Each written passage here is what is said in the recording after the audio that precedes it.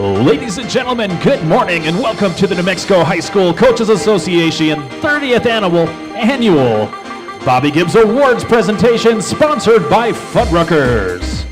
At this time, I'd like to present your Master of Ceremonies. He is the newest inductee to the New Mexico Boxing Hall of Fame. He's the host of Mike on the Mic on 610 Radio Sports Animal. Please give it up for your MC, Mr. Mike Adams.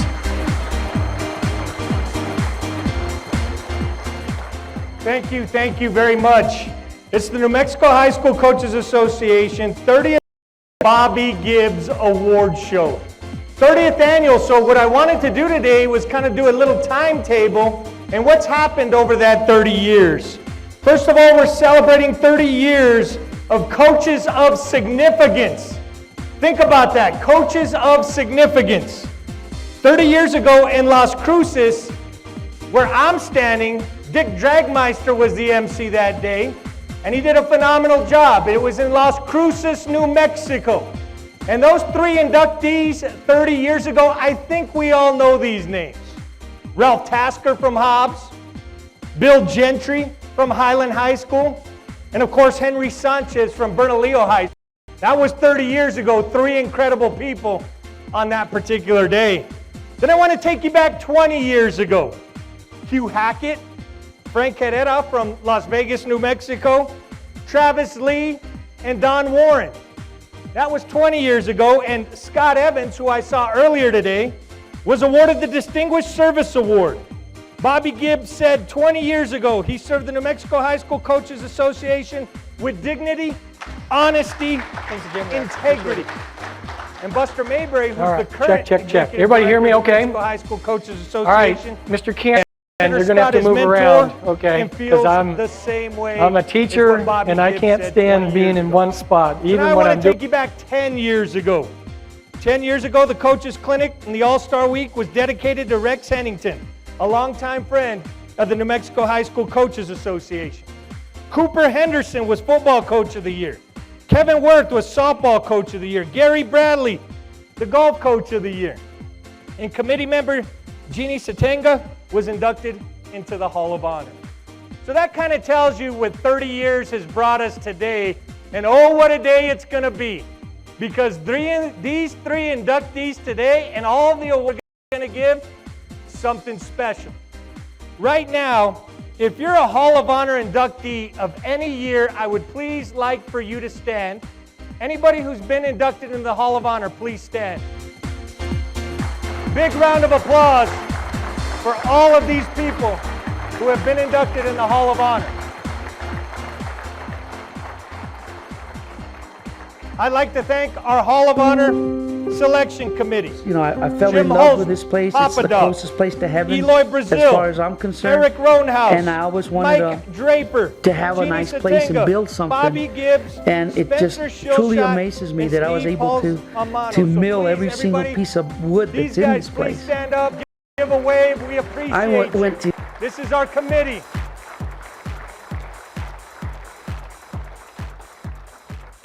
Now, ladies and gentlemen, I want you to sit back and enjoy. I want to bring up our Executive Director, Buster Mayberry. How about a big round of applause for Buster as he's going to come up and give us some direction.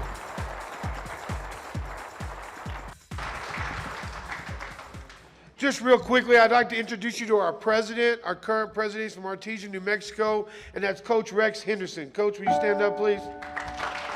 Well, reflecting back on the career and my career. We would also like to recognize our past presidents. We've been in existence since 1941 or 46 or 38, depends on what Coach Holzman tells me. But I told him last year we put 41s on the signs, and I'm not buying new signs. But we've been around a long time, and if you're a past president of the New Mexico High School Coaches Association, please stand.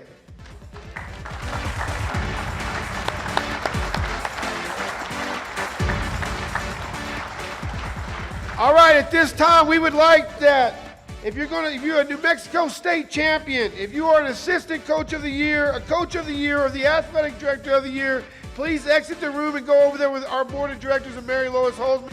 In about 1 minute, we're going to bring up a great speaker for you.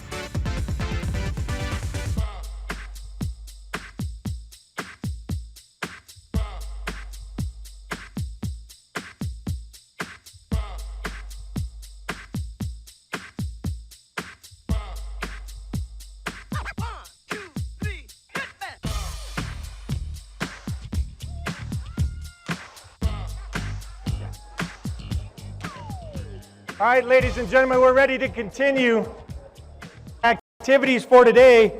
This next person that I want to bring up, he's a great speaker. You might have heard him throughout the week. If this is the first time you hear him, I think you're going to be very impressed. From Proactive Coaching, a big warm welcome for Rob Miller.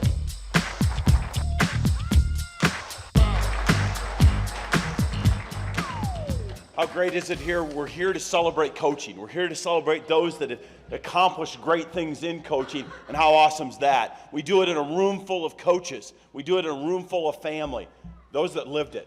We've lived it, whether you're a coach or not, live the experience of coaching and what that entails and what it goes through, and we all know it's not easy. And what we want to look at today is a little bit of what we went through, kind of reminisce the stages it took to get to some of the places we're at. We've taken some great information from people like Jeff Jansen and Duke, and also Bruce Brown. And we've looked at those different stages of coaching and said, where have we been and where are we going? What's the first stage most of us went through? It was this: I am a coach. Everybody go back to that moment you got your first coaching job. Everything's going to be perfect. You're going to win every game. There's no administration, there's no counseling. We just get in there and coach. 10 minutes into it, your phone rings and the AD's asking for bus transportation. You realize you got a lot more to do. 15 minutes into it, a parent calls and wonders about playing time.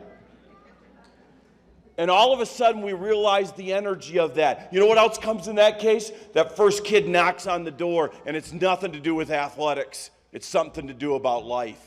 And you realize you're in this. It's almost like a ministry. You're in it for coaching. You're in it for doing it. How can you impact these young people? But you know what no one understands? Remember this. What no one else understands is the energy it takes to coach. Think about that. You know what we do in coaching that no one else does? Think about the difference. We go to our jobs, we work our regular jobs in the classroom, work our regular jobs wherever you are if you're not in the classroom, and then you head to practice and you ramp it up. Most people leave their job to go home and relax. You leave your regular job to go to your next job and ramp it up and give your kids the best energy. Guys, I remember the first day my neighbor, she got her first teaching job. She was living in our district. She's teaching at the same school as her mom. And she's teaching all day, and she's coaching in the afternoon. It's an early August morning. It's the first day of school. It's probably about 6 o'clock up in Kansas City. I go out to walk the dog, and there Sammy is going to school first day. She looks at me and goes, I am so excited, man. I get the first day to go. I'm going in. I'm going to teach. I'm going to coach. It's going to be awesome. And she's just riding high. I look at her mom. I said, I'm going to be out here tomorrow morning. I walked out the next morning, and here's how Sammy's walking to the car. I am a coach, and that energy is awesome and what it does for us. And then we get to the next stage, and all of us have gone through this, the prove it stage. We have to prove ourselves in coaching. We have to prove it. And most of us believe, because we're coaches, how do we have to prove ourselves? Success. We got to win. And we get so caught up sometimes in that we got to win, we got to win, we got to win. We end up getting so entrenched in that we become narrow-minded.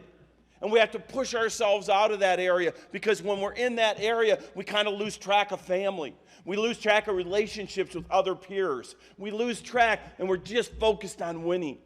And you know what pushes us through that area? Because if you stay in that area long, one of two things happen.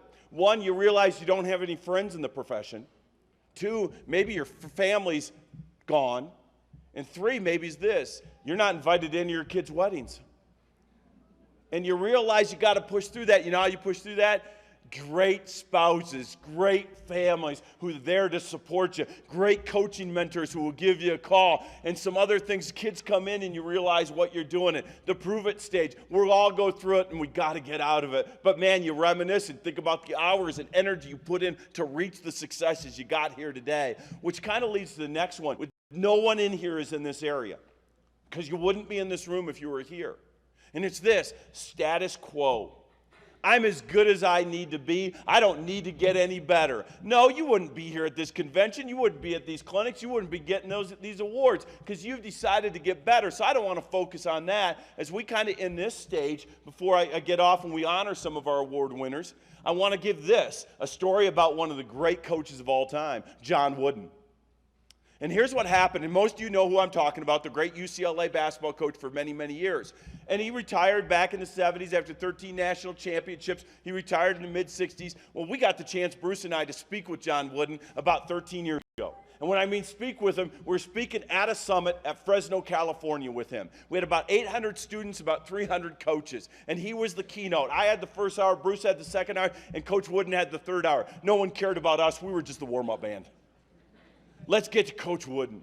Well, they told us a couple stories about Coach Wooden. The first one was this. When they called him up and asked him if he wanted to come up to Fresno out of Hollywood to speak, he's 93 years old at the time and he can barely walk. He's using a walker or he's using a wheelchair. When they called him up and asked him, Coach, can we send a private plane to bring you up to do this? His response was this. No, send me a van full of a bunch of young coaches. For 4 hours on the way up, we could talk about coaching and give me 4 others on the way back down. How cool is that? Then we get there and I watched him do this. Everybody in California still knows Coach Wooden is. And so when they came up, all these kids came up, 93 years old, can barely hang on to a pen because of his arthritis. And you know what he did? He made at least an attempt at a signature for every one of them for an autograph. But maybe the most amazing thing was I get done speaking and we're sitting there. And Coach Wooden looks at me as Coach Brown's going to speak, and he says, Rob, will you do me a favor? And I said, sure, Coach, what do you want? 93 years old, known as one of the best coaches of all time, 13 straight national championships. And he looks at me and says, can you take notes on Coach Brown's presentation for me? I looked at him, I said, sure, why? He goes, good stuff, I need it for the next team I'm going to coach. My response is, can I play?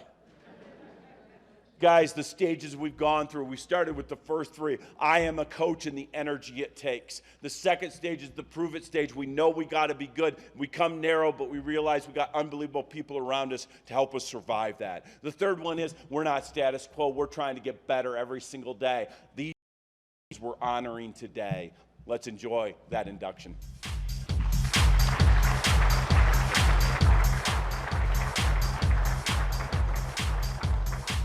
We're going to be hearing more from Rob throughout today.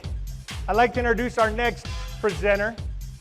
He's a co-host on 610D Sports Animal. You see him on ProView Sports Network consistently.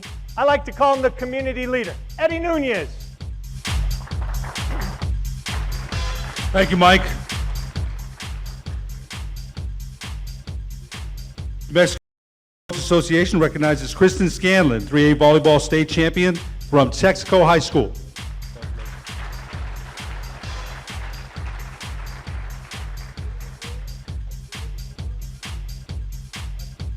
Next honoree is Jaime Ramirez from Portales, 2017 4A football state champion.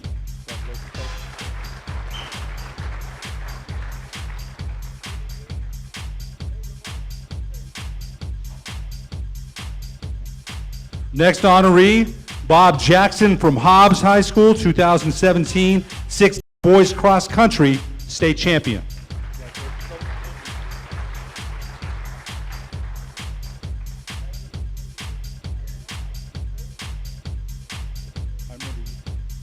Next honoree is from Lordsburg High School, Louis Baisa, 2017 2A football state champion.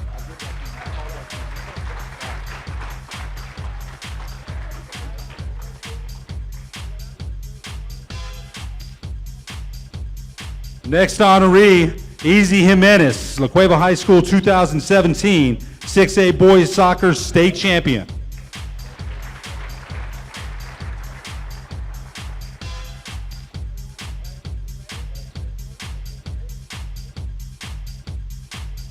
Next honoree, Lelania Kolick, Albuquerque Academy 2017 5A boys soccer state champion. Congratulations, Coach.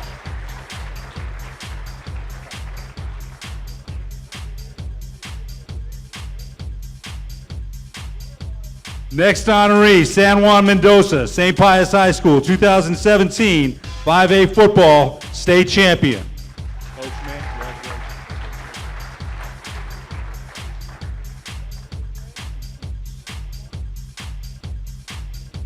Next honoree, Jacqueline Sanchez from Mora High School, 2017 2A volleyball state champion. Congratulations, Coach.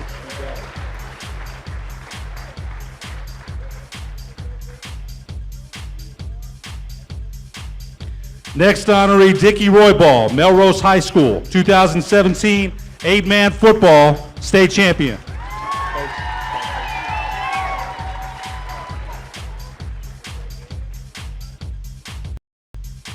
Next honoree, Jennifer Espinosa from Mesa Vista High School, 2017 1A, 2A boys cross country state champion.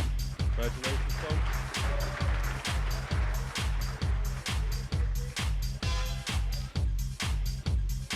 Next honoree, Bruce Gomez, Taos High School, 2017 4A girls cross country state champion. Coach.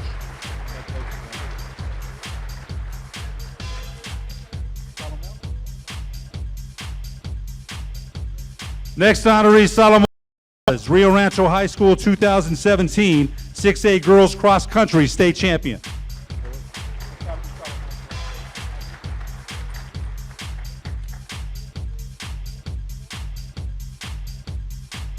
Patrick Ortiz, Pecos High School, 2017 3A boys cross country state champion.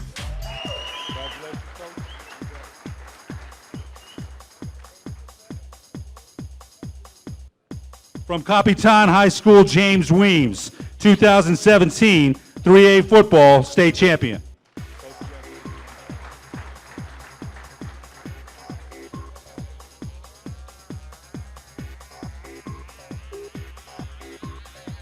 Gary Zink, Cibola High School, 2017 6A girls soccer state champion.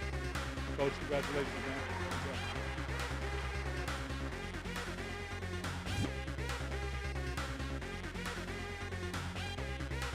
From Maxwell High School, Eloy Brazil, 2017 1A boys basketball state champion.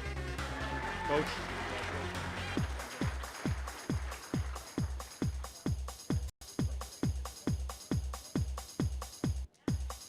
From Lordsburg High School, DJ Saucedo, 2017 2A boys basketball state champion. Coach.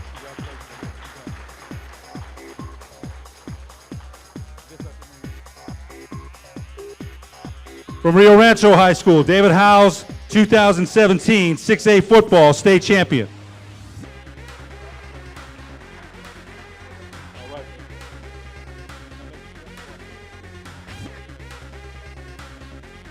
From Pecos High School, Ira Hards Jr., 2017 3A boys basketball state champion.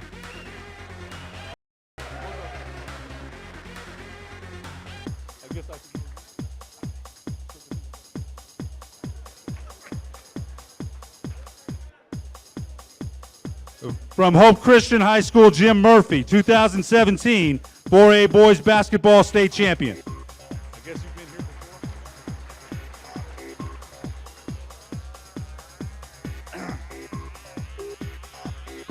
From Roswell High School, Britt Cooper, 2017 5A boys basketball state champion.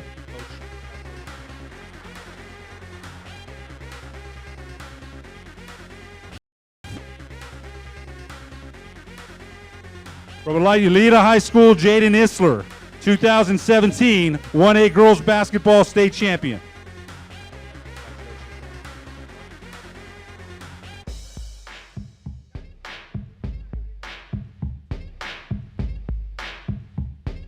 From Tohatchee High School, Tanisha Bitsoy, 2017 3A girls basketball state champion. Congratulations, Coach.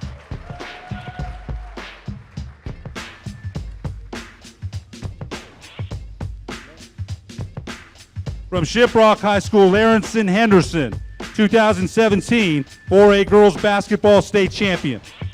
Congratulations.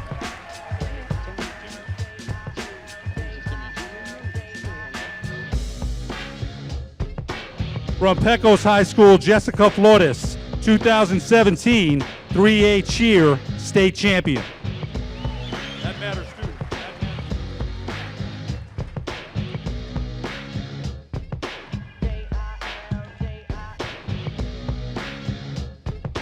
From Taos High School, Lisa Beta Valerio, 2017 4A state champion. Congratulations.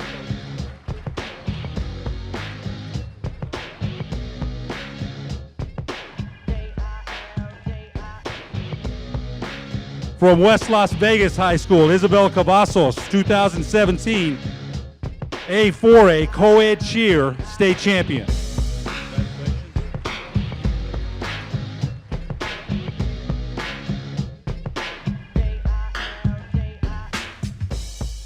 From Cleveland High School, Evan Copeland, 6A Wrestling State Champion, 2017. Coach.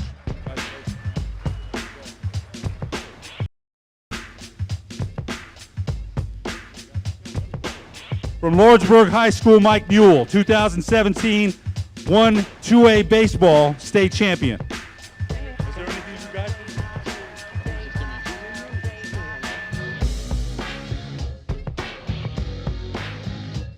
From Portales High School, Dustin Nusser, 2017 4A Baseball State Champion.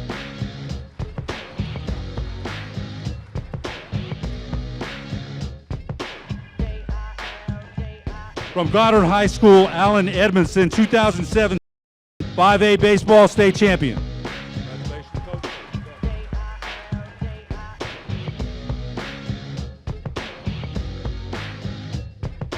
From Taos High School, Benny Mitchell, 2017 4A Boys Track and Field State Champion.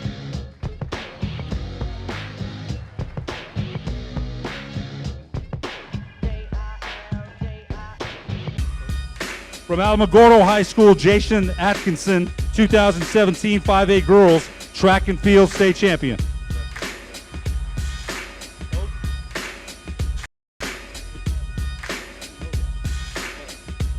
From La Cueva High School, Robert Perea, 2017 6A Girls Golf State Champion. Congratulations, Rob.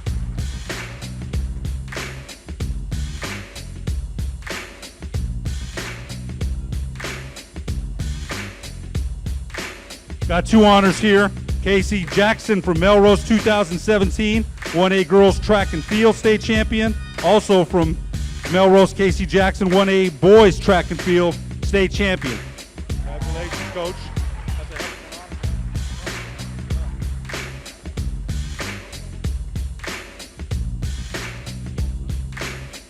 From La Cueva High School, Richard Johnson, 2017 6A Boys Tennis State Champion.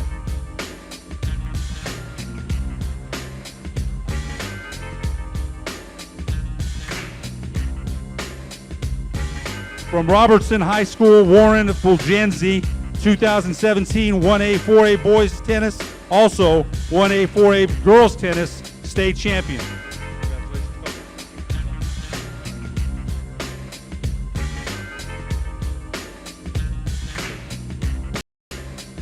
From Los Alamos High School, Bruce Cottrell, 2017 5A Girls Tennis State Champion.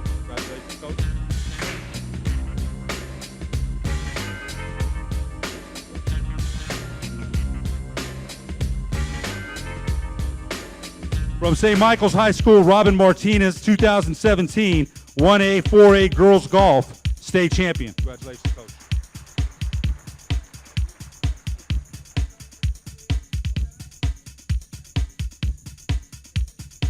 From Artesia High School, Dusty Bean, Girls Golf and 5A Boys Golf State Champion.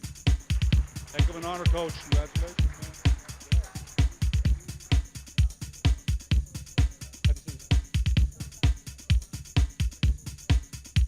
From Eunice High School, Gabriel Gaitan, 2017 3A Girls Track and Field State Champion. Congratulations, Coach.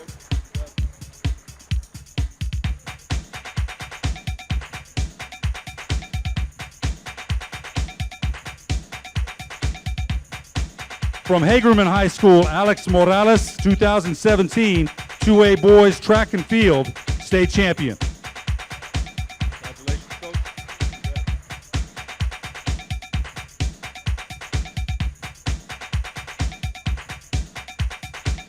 From Dexter High School, Kim Smith, 2017 1A 3A Softball State Champion. Congratulations, Coach.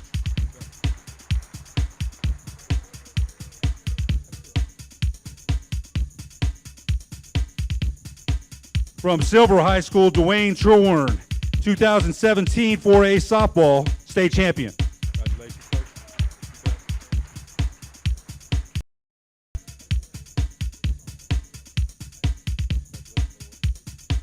From Hope High School's Kyle Scartwed, 2017 4A Girls Track and Field State Champion.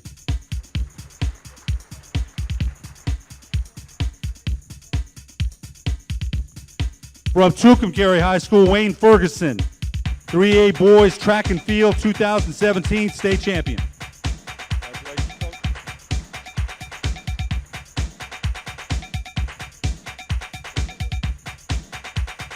From Rio Rancho High School, Assistant Coach of the 2017, Chris Howe, football.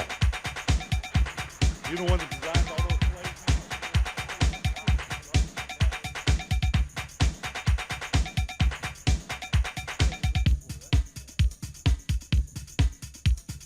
plays? 2017 Assistant Coach of the Year in Boys Basketball from Portales High School is Randy McBroom.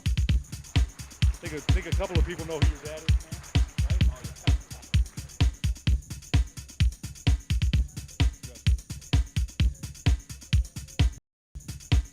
Assistant Coach of the Year in Wrestling, John Rogers from Atrisco Heritage Academy High School, 2017. Congratulations, Coach.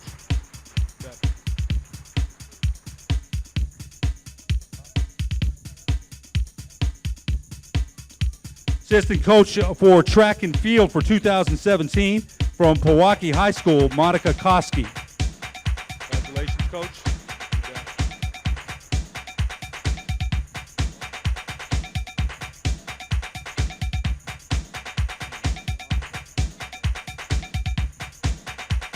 New Mexico High School Coaches Association Football Coach of the Year from Lordsburg High School, Louis Bisa. Well earned.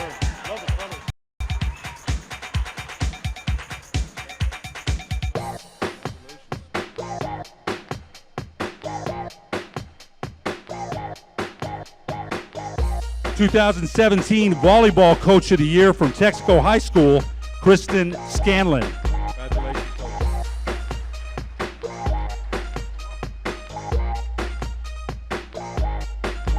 Girls Cross Country Coach of the Year for 2017 from Rio Rancho High School, Salomon Gonzalez.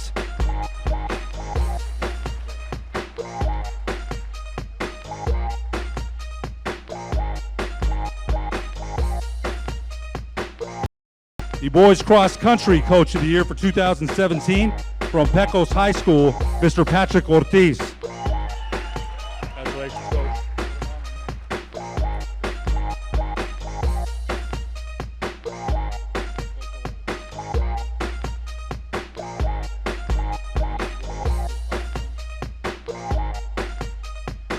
Boys Soccer Coach of the Year for 2017 from St. Pius High School, AJ Herrera.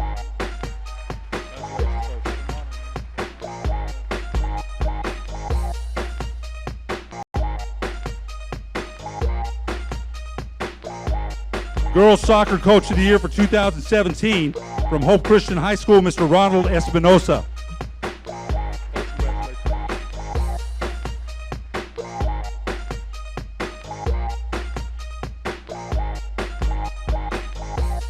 Boys Basketball Coach of the Year, again from Maxwell High School, Mr. Eloy Brazil.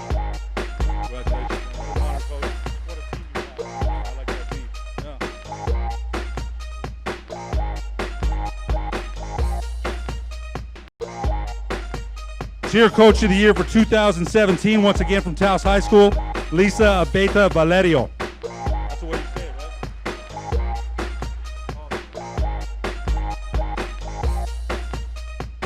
right? Girls Basketball Coach of the Year for 2017, Mr. again from Shiprock High School, Mr. Lawrence Henderson.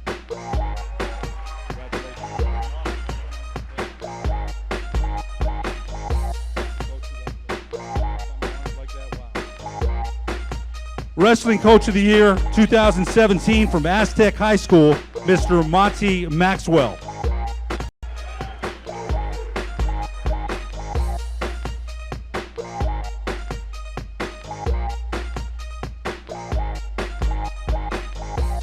Baseball Coach of the Year for 2017, Mr. Alan Edmondson from Goddard High School.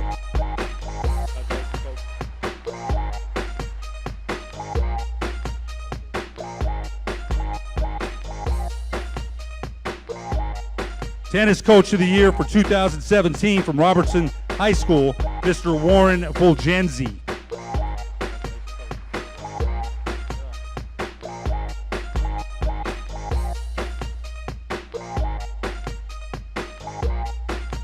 Girls Track and Field Coach of the Year for 2017, Mr. Jason Atkinson from Alamogordo High School.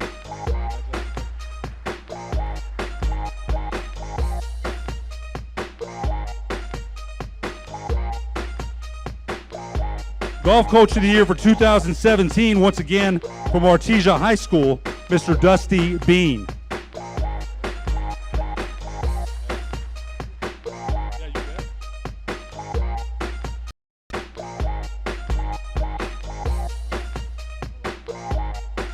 Softball Coach of the Year for 2017, once again from Dexter High School, Kim Smith. Congratulations, Coach.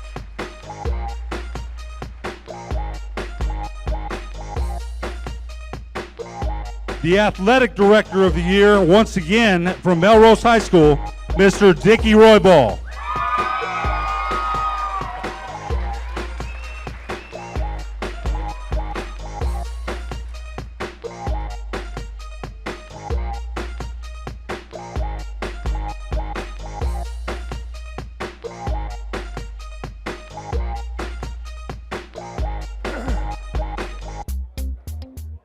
Some great honors given there. Our next honor is going to be for the New Mexico Athletic Directors Special Recognition Award. I'd like to bring up from the New Mexico Athletic Directors Association, I'd like to bring up Mr. Mike Houston. Mike, come on up.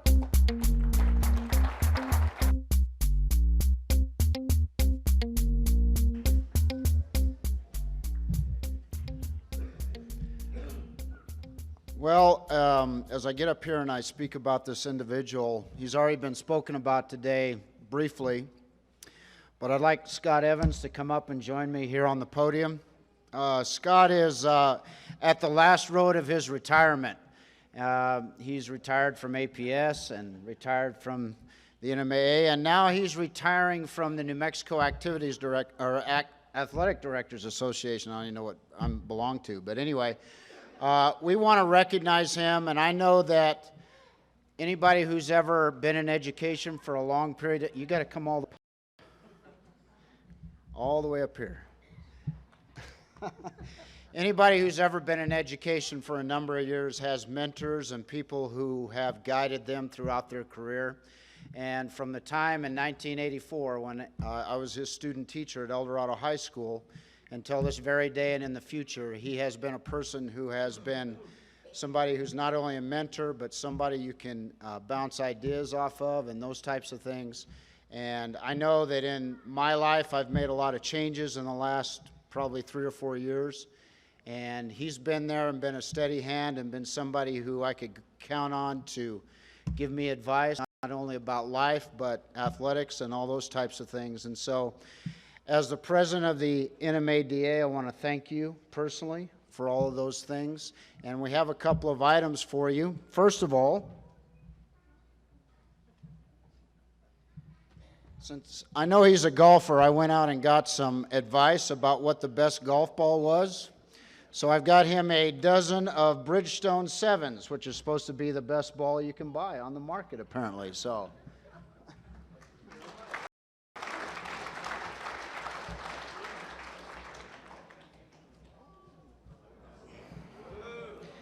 And thanks to Mr. Schuster, if you'd stand.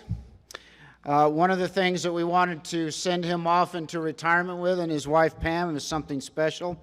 This is a piece of pottery from the Laguna Pueblo. It was designed by, I believe it's Claire Fernando, is that correct? And this is a beautiful piece of pottery that we want you to display in your home and think about all of us. So we thank you again for your service.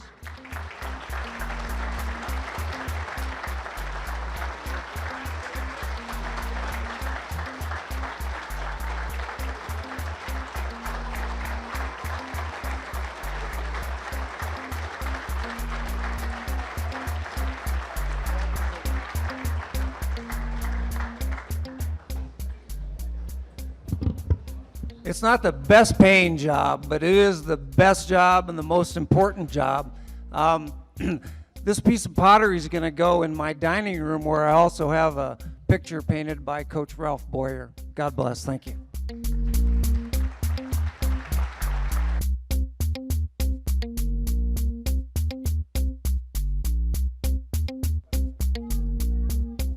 Next up, for the Ralph Boyer Coaching for Character Award, we're going to bring up from Texaco High School, Kristen Scanlon. Kristen, come on up.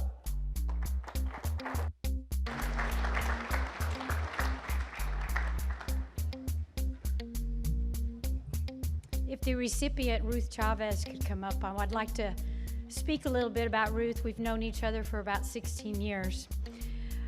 She's a wonderful woman, wife, mother, educator, coach, and mentor to me and many other coaches.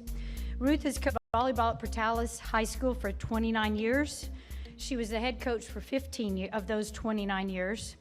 Her emphasis on teaching fundamentals and trying new systems to fit her teams paved the way to Portales' 4 state titles and 5 runner-ups during her tenure. Despite Portales' dominance on the court, Ruth demanded more from her girls. She taught the team strong morals and character values while holding her players accountable with high standards, never caving to the certain pressures that most of us coaches feel to win at all. Coach Chavez is a strong woman of faith, leading her players to believe in God, themselves, and others. She spent hours modeling faith through example and encouraging her players to always do good for others. Ruth's volleyball teams are service-oriented teams. They've raised over $26,000 for the research toward finding a cure for breast cancer. She also established a scholarship fund which assisted players in eastern New Mexico through the summer volleyball tour. From 2011 to 2014, Coach Chavez held a summer volleyball clinic for area players, where she not only covered volleyball skills, but she also formed players, teaching sessions on leadership, leaving a legacy, how to make good choices in high school and college, and what sacrifices players might give up if they played college volleyball. In 2011, Coach Chavez's family lost their youngest son, Peyton, to a rare heart defect called Desmond cardiopathy. Instead of withdrawing, Ruth worked with the NMHSCA to establish training for educators and coaches on the signs of heart conditions athletes suffer from and what coaches can do for these athletes. She wanted coaches to be more aware of these rare heart defects in order to help their athletes. Ruth established the Peyton Chavez Volleyball Invitational Tournament to recognize these rare heart conditions and honor Peyton. The tournament continues today. With all her accomplishments on the court, in the classroom, and throughout the Portales community, Ruth has remained humble. She's always willing to help a new coach, educator, giving back to others and the game. Throughout her career, Ruth's greatest desire is to form strong women. After taking a year off of coaching, Ruth has returned with a strong desire to lead young women to be leaders themselves. She will continue to give to others this season at Clovis High School as the head volleyball coach. Ruth, we're so pleased that you've returned to help others and to become the other students of the game to become the best version of themselves. I cannot think of a more deserving person to receive the Ralph Boyer Coaching for Character Award than Ruth Chavez.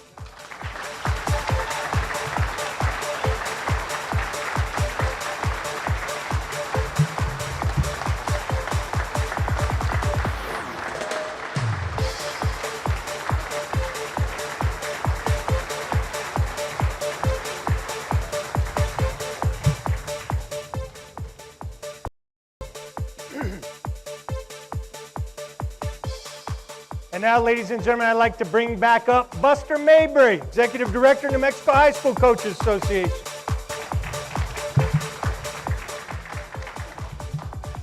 Hi, what we're getting ready to do is we're now going to ask our Milestone Award winners to leave the room, and we're going to recognize them. There's not as many of them as there are state champions, coaches of the year, and things of that nature. And the reason why is because this program was established 25 years ago to recognize longevity in coaching. And we have 4 milestones. level 1, level 2, level 3, level 4. If you are a successful coach and you win 75% of your games as a head coach, you can get to level 1 in 5 years. To get to level 2, and you got to win 10 years at 75% of your games. And we always go up to level 4, which pretty much means that it takes 20 years of winning 75% of your games to get to level 4. So when we see these level 1, 2, 3, 4 coaches that come across this stage, oftentimes we don't know what it means. It means they've been very good for a long period of time. That's what it means. So if everybody who got a milestone award, it looks like they've already left the room. We're going to recognize them here in a bit, and we'll bring up Rob Miller.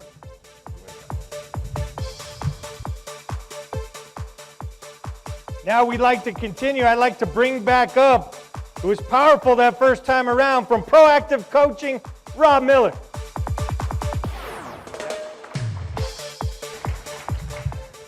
You know, we talked about we talked about getting coaches, We also talked about getting into those prove-it stages. We talked about status quo, and now comes that moment. You know, I had 3 unbelievable coaches in high school 35 years ago at a small rural school in Michigan. Coach Pauly, my 10th, Coach McCullen, and Coach Gardy, who coached me in football and basketball and baseball. All unbelievable coaches. But talking to them over the years, they all said, we get to that moment where it really is tough. We face a little bit of burnout, and we have to re-engage and re-energize. And that's kind of the 4th stage, and most of us have gone through that. But we have to remember each and every day when we go through that, there is something important there. And it's the young people that see us every single day. And they have to look at our faces, and they have to see the passion. They have to see the excitement. They have to see the enthusiasm. Because, you know, frankly, too many times today, people see dead-eyed people all day. They don't see the fire in them. And we are the fire. And to be honest, sometimes we're their last best chance. It's a coach. And we have to find our way out of burnout. You know, here's some interesting stat for you, that over the course of the last 20 years, we now have 74% of all kids dropping out of sports by the age of 13 years old. We got more than ever playing at 13, 14, and 15, and less playing at, more playing at 3, 4, and 5, and less playing at 13, 14, and 15. And when you ask them why, it boils down to not having any fun. And we can do that because, man, there's some things getting tired because of burnout. They're wondering about things. In fact, an interesting stat, you know what the fastest growing sport in the country is right now? Lacrosse. You know what the number one reason why kids are saying they're playing lacrosse? Mom and dad do not know anything about it.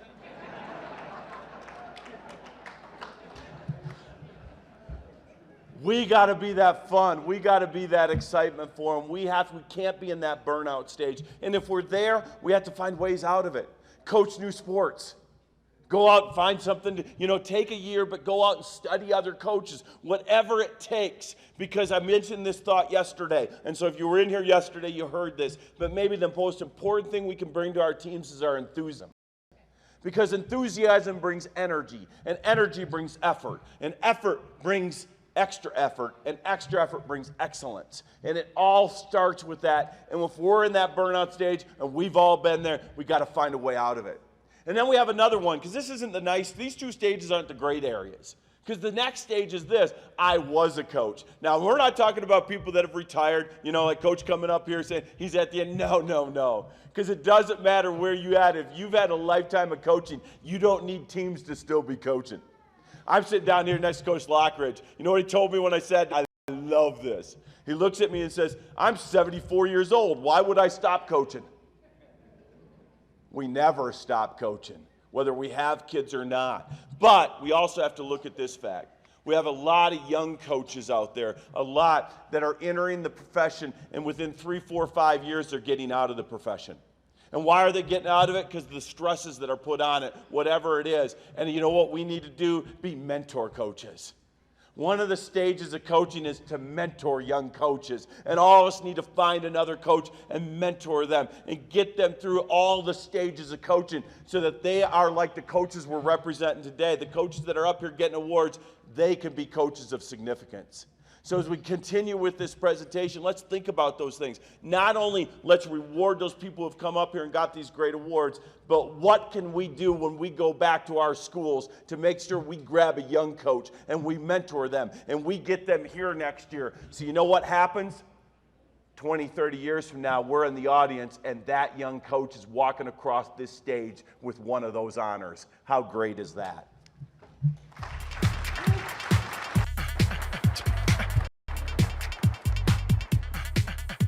All right, ladies and gentlemen, we're ready to continue with some awards. Let's bring back the community leader, Eddie Nunez.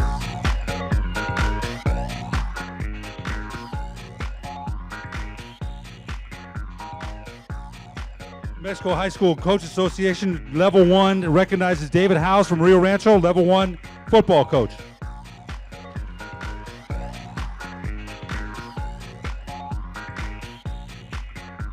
From Lordsburg High School, Level 1 boys track and boys basketball, Mr. Daniel Saucedo.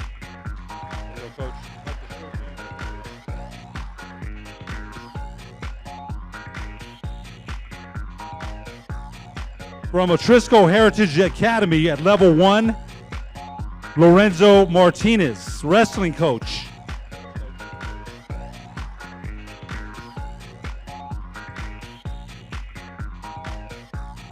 Also recognizing at the Level 1 boys basketball from Shiprock High School, Chester Atzity Jr.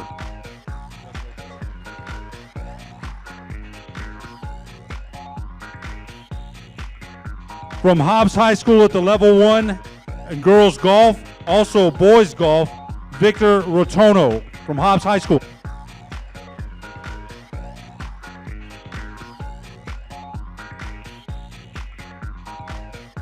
Also recognizing at the Level 1 track and field from Milwaukee Valley High School, Mr. Robert Koski.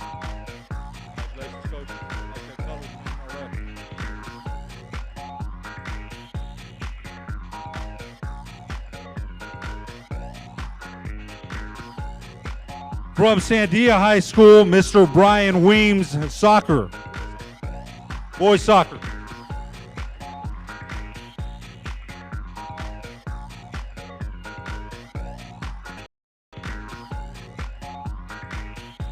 From Valencia High School, Mr. Eric Valencia, volleyball. Eric Zamora. Sorry about that.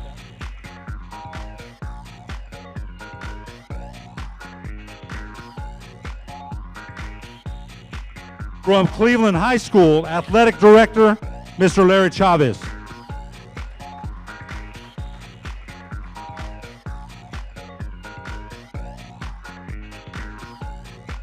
From St. Michael's High School, recognizing a coaching milestone award, 626 points, track and field, Mr. Joey Fernandez.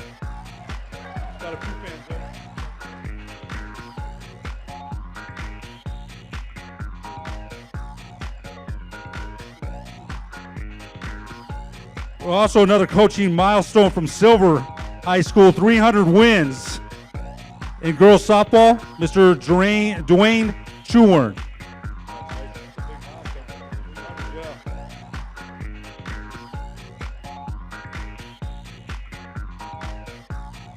Also recognizing at Level 4, 160 wins from St. Pius High School, Mr. San Juan Mendoza.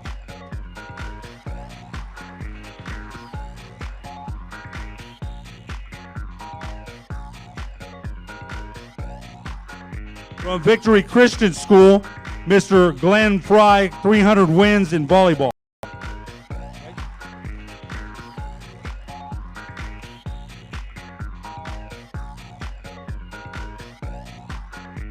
Girls golf, 518 points from Alamogordo High School, Mr. Tommy Standifer. That's a lot to remember, man. That's a lot to remember.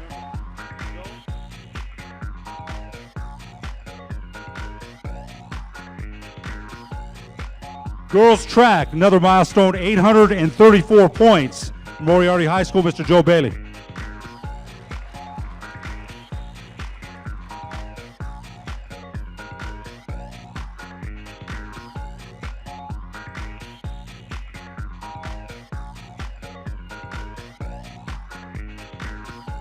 All right, ladies and gentlemen, we'd like to continue now with our Distinguished Service Award. Presenting that will be from the New Mexico High School Coaches Association, Buster Mabry.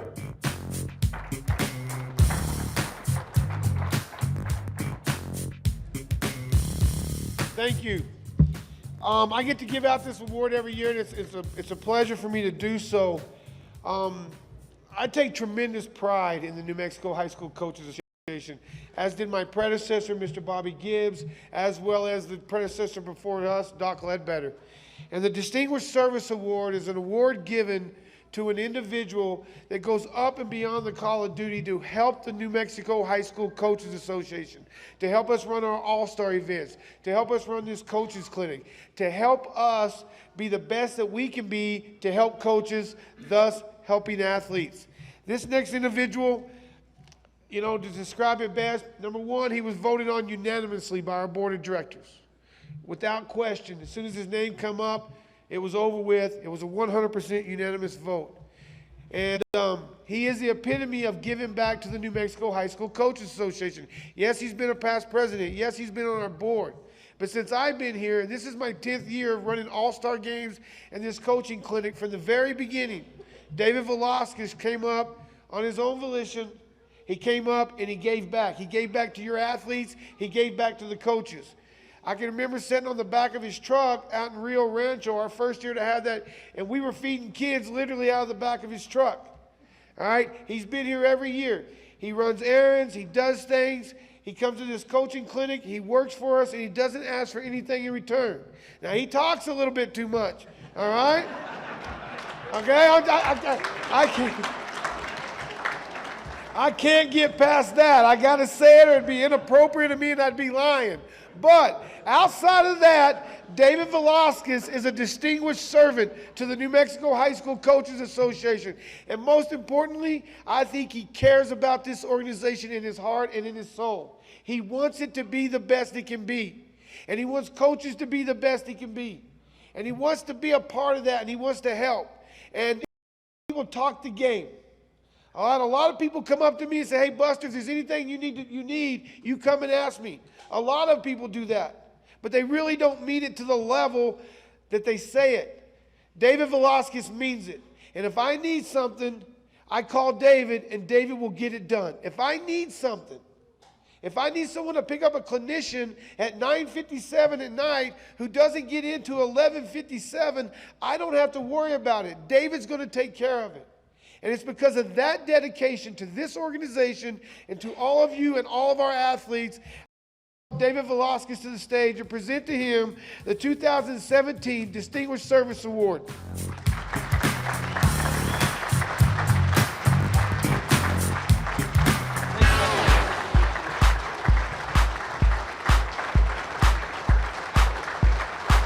To the beat, to the beat, to the beat.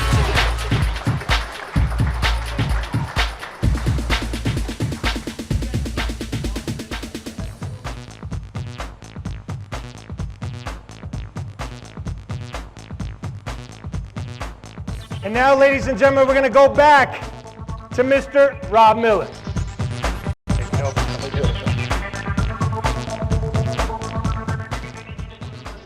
First of all, how cool is it to be here today and watch this? And this is awesome as we see people and the impact they've had. So with the impact they've had, I'm going to ask everybody a question. Who's the best coach you ever had? Put their face in your mind right now. Put their face, see their face, and figure out what they did to be the best coach you ever had. They were a coach of significance is what they were. That's who they were. They did something in your life that's changed you and helped you go in a direction. I guess for a lot of coaches out here, the reason you're sitting in this room today is because of that person and the impact they had on you. How awesome is that? A coach of significance. This won't take long. But a coach of significance, what is it? They've gone beyond the X and O's, and they've taught you about life. Now, some of you coaches out there, you have this unbelievable opportunity not to just teach that, but to teach sports skills. Golf coaches, tennis coaches, running coaches, swimming coaches. You teach me something. I wish you'd teach me a golf swing, okay? But we can use that in life. But there's some of us, I'm a basketball coach. Think about that. What am I going to teach my kids they'll use in the rest of their life? I'm big into boxing out. You come to one of my practices, we box out. If you don't know what boxing out is, it's getting big and it's pushing people out of the way. Where else in life will they ever do that? Walmart.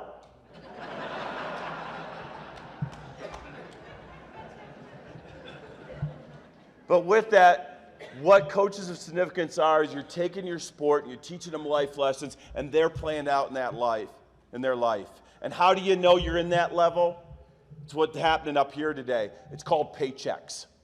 And no, it's not money, because as Coach said up here, none of us, you are in here for the money, right? We don't make money doing this. Few people at the very top do, but we're in it for the love of the game. But you know what the best paychecks we get as coaches are? Graduation announcements, wedding invitations, birth announcements. One of your former players got their first coaching job, and the first thing they do is call you and ask you, how'd you get it done? What can we do? And most of us have that folder in our desk, that folder we go to when things get tough, and we open it up and we start reading those thank you notes. We start reading those correspondence, and it puts a smile on our face, and it gives us the passion, and it gives us the energy to continue to be a coach of significance. So, I'm going to end with a challenge with you. Who's the best coach or teacher you ever had? In the next 48 hours, I want every one of you to send them a paycheck. I don't care if it's a phone call. I don't care if it's a note. I don't care if it's go out for coffee. In the next 48 hours, send that coach, if they're still with us, a paycheck. It's the best gift you will ever give them. And now let's honor the coaches of significance that we have here today. Thank you very much.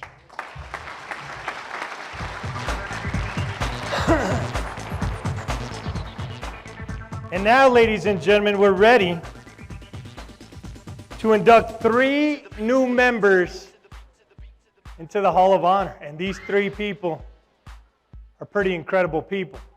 So how we're going to do this is they've selected someone to come up, and they're going to introduce them into this prestigious group, this Hall of Honor. So first up, he's going to be introducing our first member going into the Hall, Brian Culberson. Please come up. Brian, come on up.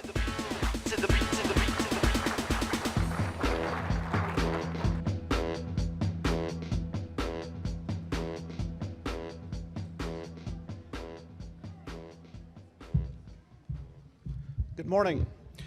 My name is Brian Culberson, and today it is my privilege to introduce you to Coach Louis Bisa. I have an interesting perspective on Coach Bisa, one that is shared by many of the coaches he has worked with coaching Maverick football over the years. Every football team of which I have been a part has been coached by Louis Bisa. He was the coach of the DTMS Dogies football team when I was in the 7th and the 8th grade. He moved to the high school the year I was in 9th grade and began his tenure at LHS. In 2002, he invited me to join his coaching staff. Coach Bisa was my New Mexico history teacher. He was the coach of my 8th grade basketball team. I remember him telling us it was our duty to protect our house. He even said, and I quote, "We can do anything we want in our house. It's our house. They cannot do anything we do not let them do in our house. If we want to, we can even go take a poop in the corner of our gym because it's our house." It's amazing what sticks in the mind of a 13-year-old boy. Coach Bisa has been a coach and athletic director for 40 years, 9 of those years at Lordsburg High School. He is a 30-year member of the NMHSCA. He has coached football, basketball, and track. He has spent 27 years as head coach of the Lordsburg Mavericks, 187 wins, 112 losses. 187 wins places him as 8th all-time winningest coach of football in New Mexico. This includes beating Animas on October the 26th, 1990, in his first year as head football coach, stopping their consecutive win streak at 69 games. Coached Lordsburg to 14 district championships, 22 playoff appearances, and 5 trips to the state championship, winning his first in 2006 while completing an undefeated 12-0 season, and again last year in 2016. Multiple times he was selected as District Coach of the Year, twice as NMHSCA Football Coach of the Year, and once as NFHS Section 6 Football Coach of the Year. He has served the NMAA with distinction both as the Athletic Director for Lordsburg High and on commissions and boards and he is currently serving on the NMHSCA Board of Directors. But beyond all of that, what stands out most to me regarding Coach Bisa and his decades-long career as a coach has been the way he treats those whose paths he crosses. I have watched repeatedly over the years how Coach Baisa, his wife Connie, and their 3 daughters, Victoria, Sonia, and Patsy, opened their home to transplanted coaches. These transplanted coaches were welcome in the Baisa home for meals, nights on the couch, hot showers, watching the World Series, and all of the comforts of home. I watched as Coach Baisa exemplified having one's priorities in order: faith, family, job, football. If a player needed to go to church, he was excused. If several of them had to go, the practice schedule was altered to get them there. Weddings, funerals, trips to the hospital. All our players knew that if family issues arose, they would be okay. Then came school. Practice schedules were adjusted so players could stay after school to talk to teachers or retake tests or finish homework. Then finally came football. The same also applied to his coaching staff. It was never any problem for me to attend my grandmother's birthday or visit my mom in the nursing home an hour away. Faith, family, job, football. I have watched Coach Baisa treat everyone with whom he comes into contact honorably and with respect. There were instances when our team far outmatched our competition in a given week. As early as he possibly could, Coach Baisa would pull back to our most basic levels. There were instances when our opponent far outmatched us, and Coach Baisa never stopped teaching, never stopped trying to make us better. Being the head football coach in a small town brings with it a certain notoriety. Members of our community have been known to do unkind things to Coach Baisa, particularly after difficult seasons, perhaps in the playoffs or during those seasons where wins were hard to come by. Coach Baisa never responded in kind. He was always as cordial in his dealings with these people as he was with everyone else. He has the gift of making everyone think that they are the utmost importance when he is talking to them. From the youngest child he visits with at Meet the Mavericks to the oldest gray-haired Maverick fan after a disappointing loss. But most of all, I have watched as he dealt with the young men he has dedicated so much of his life to.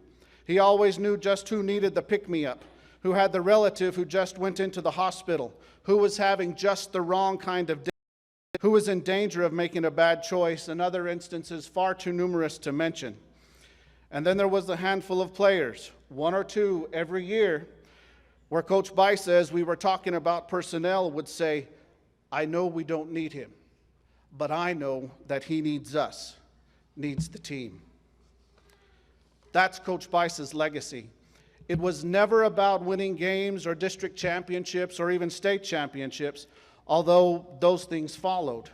It was always about doing the right thing because it was the right thing to do, helping our kids to do their best in all of their endeavors, in a way that brings people up instead of tearing them down, doing things the right way and doing more than what is expected of you. It is a legacy that anyone would be proud of. And we have a video here detailing some of Coach Baisa's career and accomplishments. Well, reflecting back on the career and my career, and you know, it started with a bang. Lordsburg brings the 69-game winning streak to an end with a final score of 9-8. The Animas Panthers have been beaten. The Lordsburg Mavericks beat them in Lordsburg tonight. The streak came to an end. The Lordsburg Mavericks beat the Panthers 9-8. And you know, that's pretty amazing.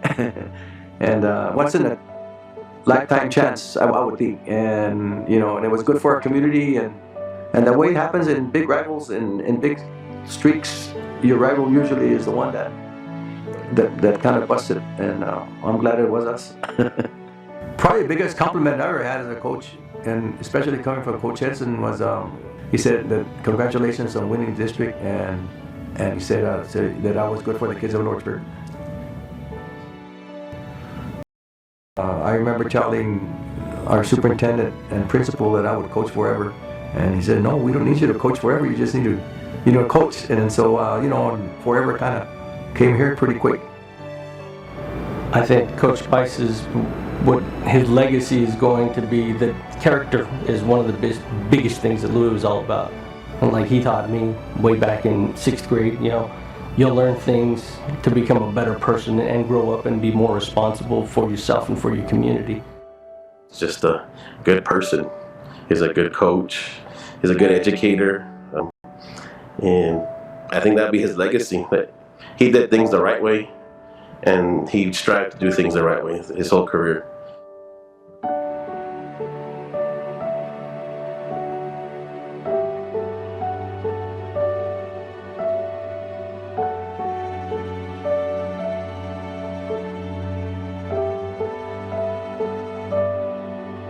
I don't think it's ever been about wins.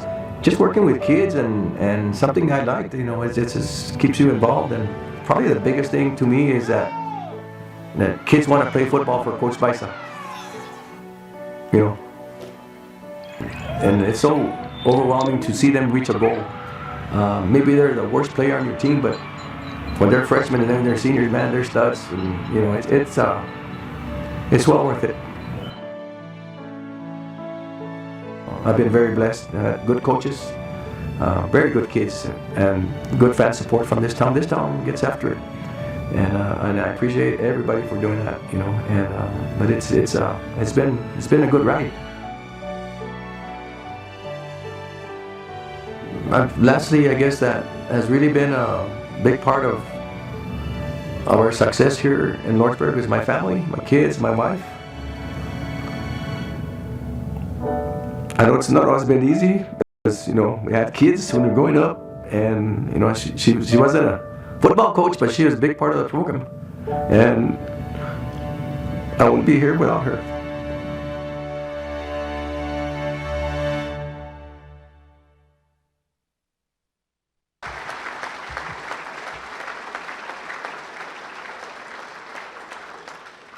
It is my pleasure, my privilege, and my honor to introduce to you 2017 inductee into the New Mexico High School Coaches Association Hall of Honor, Coach Louis Baisa.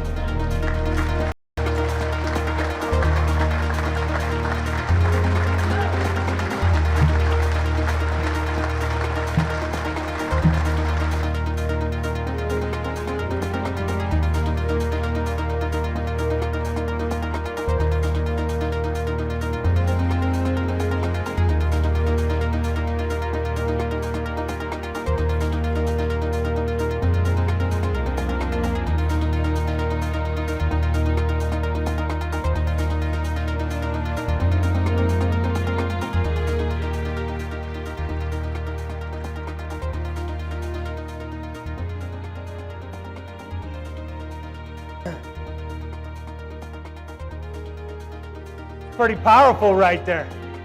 And you could see I was sitting right here. Louis Baisa was emotional, and deservedly so. So we welcome you in the Hall of Honor, sir. Louis Baisa, one more big round of applause.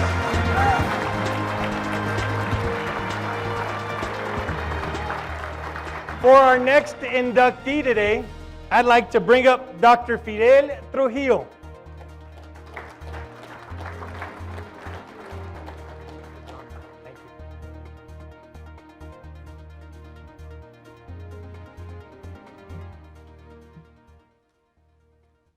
From humble roots in northern New Mexico to the James Naismith Basketball Hall of Fame in Springfield, Massachusetts. From rocky playgrounds and dirt basketball courts in Pecos to hoisting shiny blue trophies on the floor of the pit. From having to constantly prove herself against the boys and the good old boys, to knocking down barriers and blazing trails for generations of young women, Coach Cindy Roybal epitomizes the very best.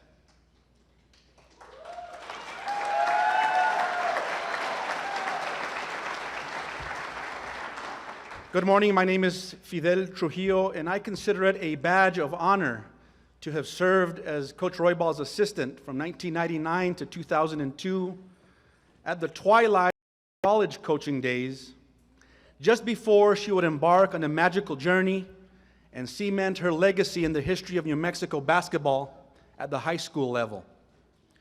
Buenos días, les de Dios. Yo soy su humilde servidor Fidelito Trujillo, y es mi gran placer, privilegio y honor estar aquí con ustedes compartiendo en su alegría y dirigiendo unas cuantas palabras tocante la vida y el impacto de mi amiga Cindy Roybal.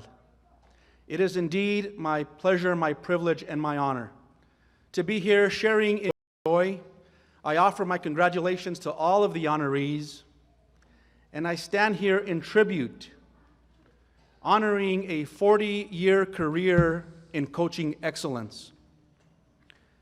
Today we celebrate the powerful impact Coach Roybal has had on the communities of St. Catherine's and Santa Fe Indian School, New Mexico Highlands University, Pojoaque, and Española. And to be very clear, she's not quite done yet. We look forward to success at Santa Fe High. In preparing these remarks, I wanted to find a poem or anecdote that captures Coach Roybal's personality. And I thought about some song lyrics, including Faith Hill's "Hey Baby, Let's Go to Vegas," because that was the song that Coach playfully demanded really, that her teams run out to in Las Vegas, New Mexico. Or Emmylou Harris's "Born to Run," the lyrics of which Coach Roybal would have printed on t-shirts and she'd give out as Christmas gift to her players. But I finally found one that really reflects her passion and her competitive spirit. It's one of her favorites too. It's a song called "The Impossible Dream." To dream the impossible dream, to fight the unbeatable foe, to bear with unbearable sorrow, and to run where the brave dare not go, to right the unrightable wrong, and to love pure and chaste from afar, to try when your arms are too weary, to reach the unreachable star, to fight for the right without question or pause, to be willing to march into hell for that heavenly cause. And the world will be better for this, that one person, scorned and covered with scars, still strove with her last ounce of courage to reach the unreachable star. Ladies and gentlemen, as we pause to celebrate and commemorate, we honor more than victories and banners. We honor the sacredness of friendship and loyalty. We admire sacrifice and tenacity. And we say thank you, Coach Roybal, for helping us understand that trophies and rings are cherished mementos in time, but the values we learned in pursuing them, both in victory and in defeat, are timeless. In a moment, when Coach Roybal approaches this stage to receive her well-deserved accolades, she will not be walking alone. She will carry in her heart all of her current and former players, assistant coaches, colleagues, mentors, neighbors, friends, and family. And she will feel in a profound way the loving presence of her parents, the late Pedro and Paulita Roybal, tracing their thumbs on her forehead as a blessing and whispering in her ear, "Bien hecho, mijita, estamos orgullosos de ti." Well done, Coach Roybal. We are all very proud of you. Ladies and gentlemen, enjoy this video highlight of the success of Coach Cindy Roybal. You know, I fell in love with this place. It's the closest place to heaven as far as I'm concerned. And I always wanted to have a nice place and build something. And it just truly amazes me that I was able to mill every single piece of wood that's in this place. I went to Pecos High School in Pecos, New Mexico. Unfortunately, there was no basketball team in our school, so I had to play the drum for the band. But I was fortunate enough to see this team called the All-American Redheads, and I got a tryout, and I played for them for a year, and that's when I really aspired to be a coach, because I wanted to give girls and afford them the opportunity that I never got, because I thought I was a pretty decent ball player, but I never got the chance to prove it. the sense that she has a passion for the game of basketball and a passion for opportunities just really resonates. She persevered, and she loved the game. She knew she wanted to play. She made it happen, and she took it to another level, and that's something. I first started coaching, there's 5 people in the stands, and they're all members of the family. Now we have the pit sold out, we're district championship sold out. It's just unbelievable how far girls basketball has come since the early days that I started coaching, and how much we have done, and I hope and I feel that I'm part of that process that helped bring girls basketball to a forefront.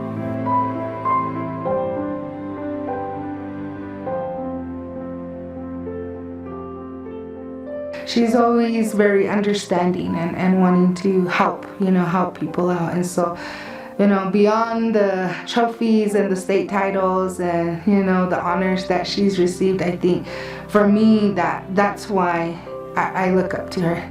Beyond her success on the basketball court is the fact that she's also remembered for raising money for a kid from Pecos who was cancer, or working with a family who lost their family members tragically in a car accident. The fact that she's known for that, as well as her successes on the basketball court, I think speak volumes to her legacy. I think what means the most is the Peslakais and how that came about. I really believe that, I could say the state title, but I think what happened was the help that we gave them and what we got in return, we got another family. I just feel a need to give back to people, through basketball, through life, through whatever. This was just a way to give back, and in reality, I got more from it than I could have ever given. And I just think it's important for other people, young ladies that you are teaching and trying to inspire, for them to see that you care. It's not just about basketball, it's about life.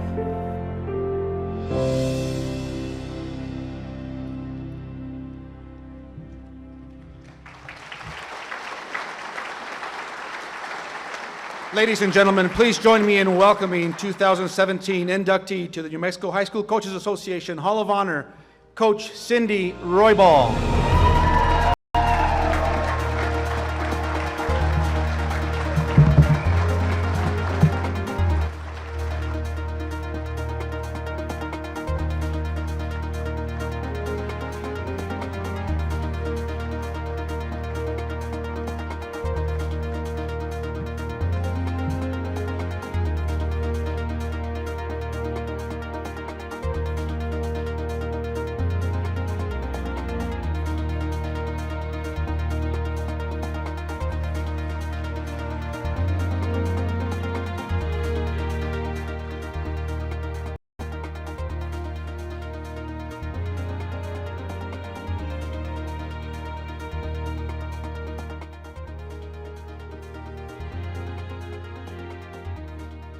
Very, very powerful with the message. Another inductee into this great Hall of Honor. Another big round of applause for Cindy Roybal.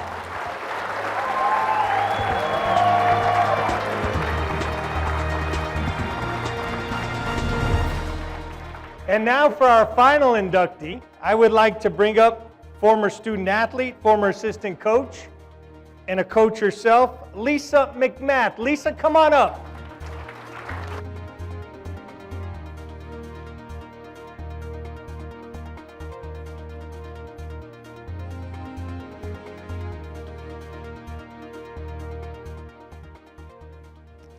I want to start off by thanking the selection committee for honoring Coach Rafael Roybal today. Rafael is a special person and a coach who has impacted the lives of many young athletes in more ways than you can even imagine. Rafael has been a great ambassador for the sports of basketball and track, especially in regard to the women athletes, and is truly deserving of this honor. Rafael, I want to thank you for selecting me to introduce you today. This will be a great event in my life and one in which I am deeply honored to perform. So, as I was preparing this speech, I thought, you know what, I need to really sum up Rafael in one word that really defines who he is.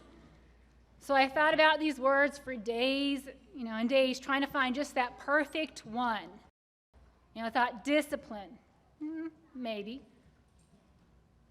Driven, relentless, persistent, humble. Finally, it hit me.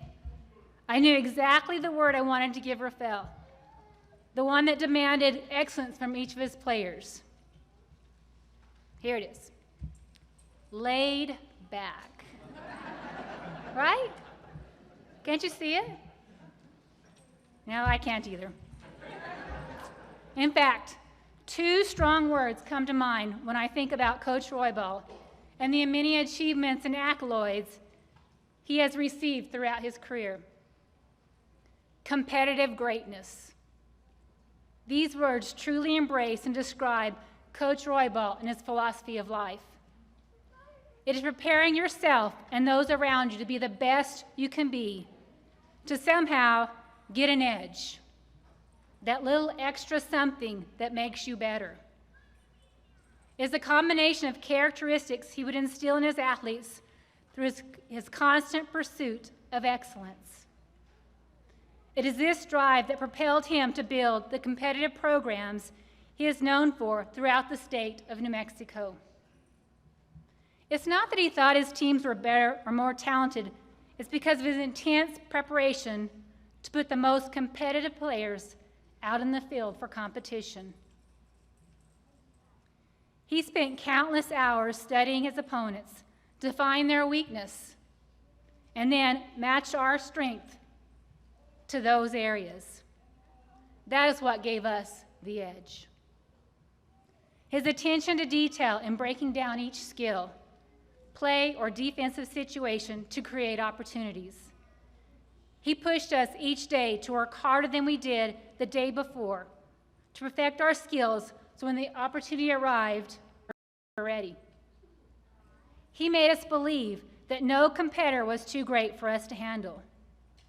He was persistent on disciplining us to be mentally tough and instilled within us a pride to work hard and always put forth your best effort, and success would follow in all of life endeavors. Now, playing for Rafael was tough. We sometimes joked of how sometimes it felt like it was the survival of the fittest. I know many of you here can attest to all those numerous suicides we had to endure. He set high goals and demanded greatness and was relentless in pushing us to achieve them. When he told you, good job, you had made him proud. And what greater reward could there be? I have been fortunate to have experienced this reward not only as a player, but as a fellow coach. Coach Roybal has always made it a point to call me up and congratulate me on numerous occasions throughout my career. Honestly, I think his greatest accomplishments have been the relationships he has formed with the many athletes who have opened doors.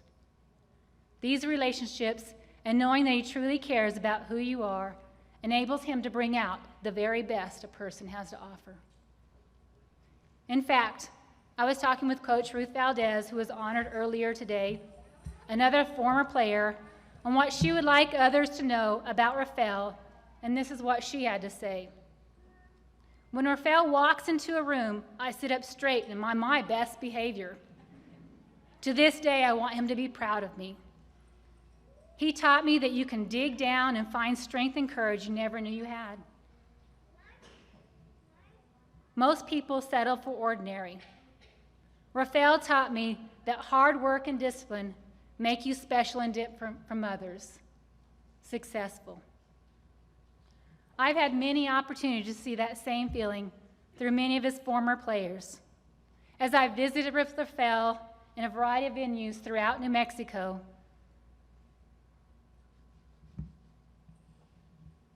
I have watched his fellow students wait to shake hands with him so that they would engage with him in a conversation.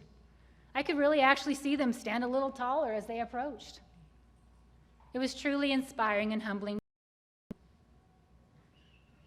Rafael has truly been a coach for the game of life. I saw this firsthand these past few weeks on Facebook as many of Rafael's former players and parents of players have expressed gratitude and appreciation for all the great life lessons. You know, Rafael always had nicknames for us, and especially whenever we weren't really performing up to his standard of what he thought we should be doing. So as I was reading those Facebooks, I saw one that really stood out to me. It said, "Coach, I wish you could see me now. I really did become something besides a meathead."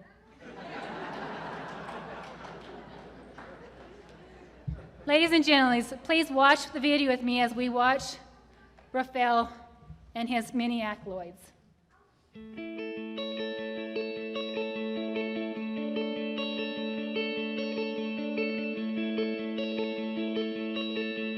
You know, it's a wonderful phrase when someone says, "Hey, coach." It makes me feel good. But as a coach, you know, you have to do the work. I've been lucky enough or unlucky enough to watch lots of different coaches and seen what they've done or haven't done. But you have to earn it. It's something that is given to you.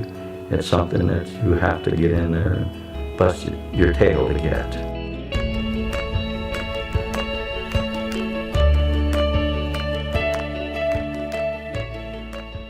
No, I think coaching means a lot, you know, everything to him. You know, even after 29, 30 years that he's been coaching, you know, you walk into his bathroom and there's still stacks of coaching books there. You know, at what point does that ever stop? For him, it doesn't. The thing about athletics and coaching is that you have to read a lot and you have to study a lot. You go to clinics, you do a lot of things that you need to do to improve, and a lot of this stuff came afterwards. You know, I wasn't necessarily the best prepared at that time, but gradually with the idea that you want to be a better coach and provide a better opportunity for your kids, you work hard and you do all the things that you have to. I mean, looking back now that I was his assistant coach and watching him, I'm just more in awe of what he did, because he would break down the film, detail. His practices were scripted. He would be that well prepared. He believed in preparing you for any obstacle, anything that was going to happen, and he didn't leave you just hanging out there and just expect you to do something without preparing you to meet that challenge. And he expected great things from you, and so you didn't want to disappoint him. Just watching him win those state championships, I can remember there was teams that he had, and I thought, there's no way he can do this, and he would pull it out. He put kids in places that, you know, weren't great athletes, but put them in places where they were going to have success, and so that's how they won state championships. I enjoyed the idea that he expected something from me, that I just wasn't in there, that he expected me to perform, to give my 100%. Not that I wouldn't make mistakes, but that I was expected to work hard at it. I think that I coached, you know, understood that I wanted as much as I could get from them. I think that each kid is different, but overall you can't treat them different all the time. Individually you can, but not as a whole. I'm honored that I was able to be a part of his program, both as a coach and as a player, and now just as a friend and a colleague. I think just the time and the energy that he put in to just give you the skills to be successful, and not just wins and losses, but the skills of life, of, you know, having your back against the wall and just knowing hard, your self-discipline, your sacrifice, that you're going to be a success in whatever you choose to take on. As far as coaching is concerned, you know, there's a love. And I still love it. I like doing it.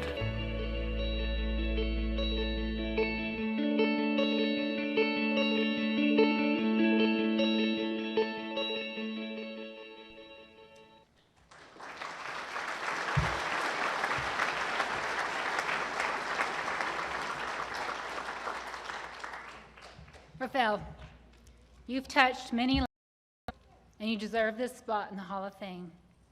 You have earned it in everything you do and everything you mean to the many lives you have touched. Ladies and gentlemen, please help me in honoring Coach Rafael Roybal.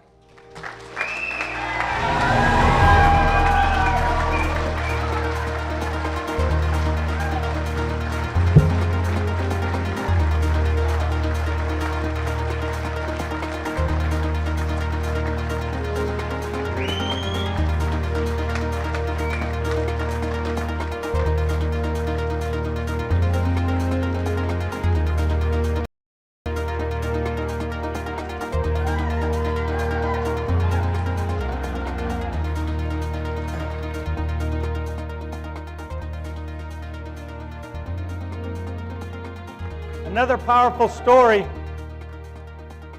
We welcome you, sir. And another big round of applause for Rafael Roybal.